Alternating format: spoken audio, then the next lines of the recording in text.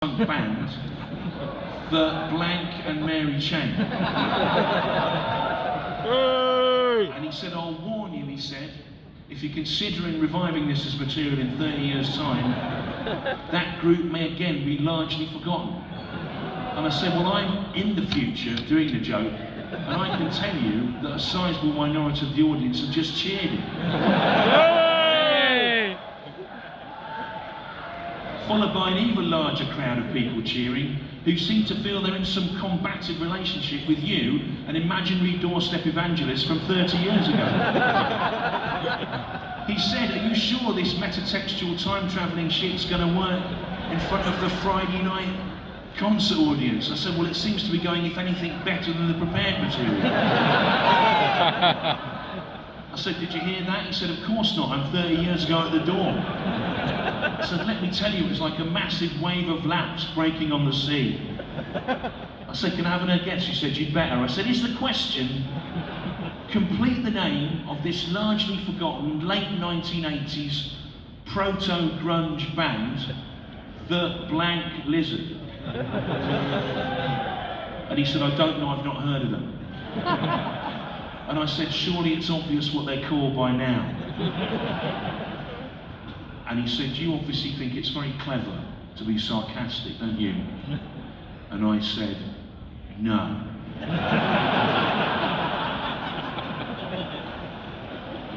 And he said, you were doing it then. I said, I wasn't. I said, if anything, you were. None of that happened, I made it up.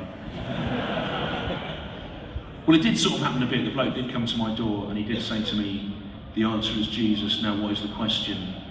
Well, I didn't say any of those things, I just went, I'm not interested really.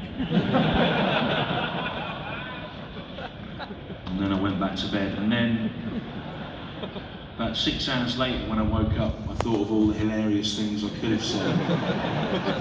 If I was really funny in real life rather than only within the contrived situation of performance. So it seems you like jokes. I'm going to do 3 jokes for you now, and then a long involved story that won't work, and then I'm going to go. So I'm going to tell you the same joke 3 times, but there are different versions of it from 3 years apart. So here's the first version of this joke, as I wrote it in 2013. Do you ever wake up in the morning and go, hang on a minute, Boris Johnson is the actual genuine Mayor of London?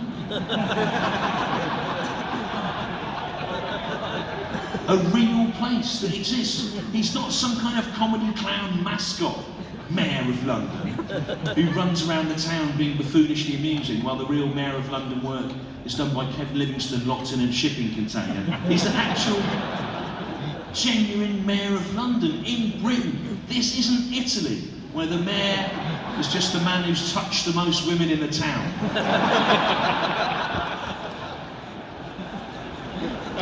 That's the 2013 version of that joke. Now let's spool all the way forwards to the rewrite of it from 2016, 3 years ago. Maybe you've seen me do it. It's the 2016 version of that joke. Do you ever wake up in the morning and go, hang on a minute, Boris Johnson is the actual genuine Foreign Secretary of Britain?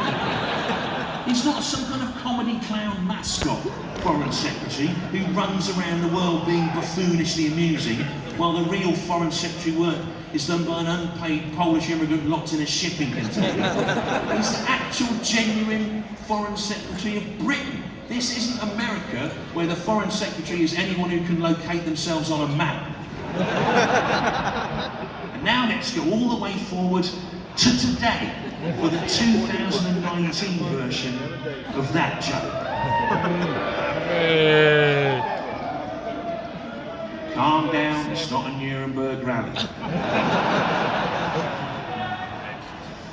Do you ever wake up in the morning and go, hang on a minute, Boris Johnson is the actual genuine Prime Minister of Britain? He's not some kind of comedy clown mascot Prime Minister of Britain who runs around the world being buffoonishly amusing, while the real Prime Minister of Britain work is done by Dominic Cumming. It doesn't work anymore. It doesn't work.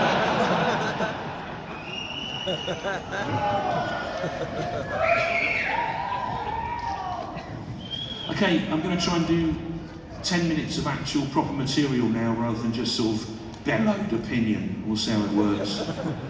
So, when I moved to London,